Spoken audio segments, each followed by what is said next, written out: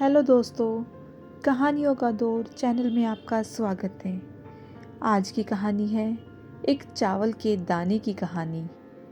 तो चलिए कहानी शुरू करते हैं।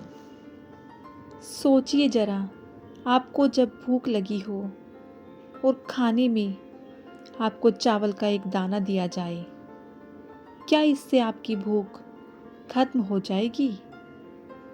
बिल्कुल नहीं, बल्कि आपको लगेगा कि आपके साथ यह कैसा मजाक हो रहा है। लेकिन ऐसे चमत्कारों से हमारा इतिहास भरा पड़ा है, जहाँ चावल के एक दाने ने 10 से भी अधिक लोगों का पेट भर दिया था। यह किस्सा है द्वापर युग का, जहाँ पांडवों के साथ यह वृत्तांत हुआ था। आइए जानते हैं क्या है इतिहास और किसके साथ हुई थी ऐसी घटना। पौराणिक कथाओं के अनुसार एक बार महर्षि दुर्वासा दुर्योधन के महल पहुँचे, जहाँ उनकी खूब आवभगत हुई।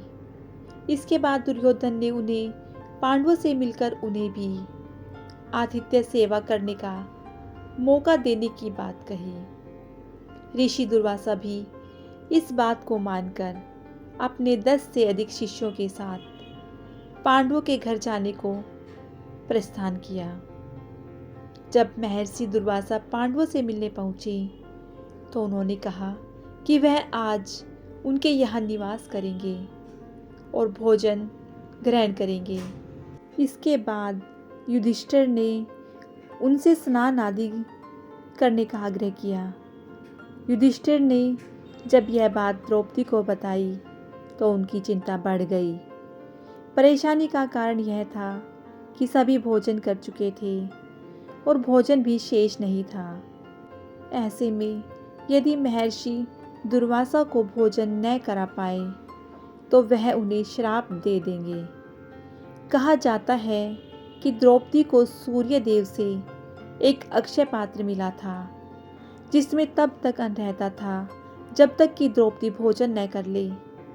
जैसे ही सबको खिलाने के बाद वह भोजन ग्रहण करती, वह पात्र पूरी तरह से खाली हो जाता था। महर्षि जब पधारे तब सभी पांडव और पांचाली भोजन कर चुकी थी। द्रौपदी के परम सखा हैं श्री कृष्ण। उन्होंने चीरहरण के दौरान जिस तरह से कन्हैया को याद किया था और कान्हा ने उनकी लाज रखी थी, ठीक उसी तरह से फिर कृष्ण से उनकी लाज बचाने की विनती की। मुरलीधर भी उनकी एक पुकार पर दौड़े चले आए। कृष्ण जैसे ही द्रौपदी के पास पहुँचे, उन्होंने कहा कि अत्यंत भूखा हूँ, जल्दी से कुछ खाने को दो। इस पर द्रौपदी ने कहा कि मोहन, इसलिए तो तुम्हें पुकारा है। इसके बाद पूरी बात कह सुनाई। तब श्री कृष्ण ने कहा कि देखो तो, पात्र में शायद कुछ शेष रह गया हो। कृष्ण के बार बार भोजन का आग्रह करने पर द्रौपदी ने उनके सामने वह अक्षय पात्र लाकर रख दिया। देवकी नंदन ने देखा कि उस पात्र में चावल का एक दाना शेष रह गया था। उन्होंने जैसे ही उसे खाया, उधर स्नान करके भोजन के लिए आ रहे महर्षि दुर्वासा और उनके शिष्यों का पेट भर गया। महर्षि दुर्वासा और उनके शिष्यों को जैसे ही यह एहसास हुआ कि उनका पेट तो काफी भरा हुआ है, वह तो अन्न का एक दाना भी ग्रहण नहीं कर सकते, तब उन्होंने आपस में पांडवों को बिना बताए ही प्रस्थान करने का निर्णय लिया। चूंकि महर्षि दुर्वासा जानते थे कि युधिष्ठिर धर्म प्रिय हैं, वह अतिथि को बिना भोजन कराए जाने नहीं देंगे।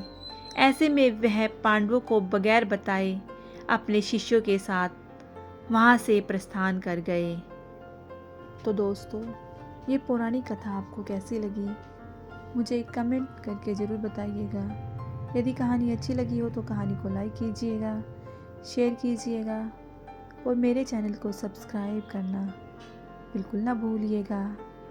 कहानी सुनने के लिए बहुत बहुत धन्यवाद।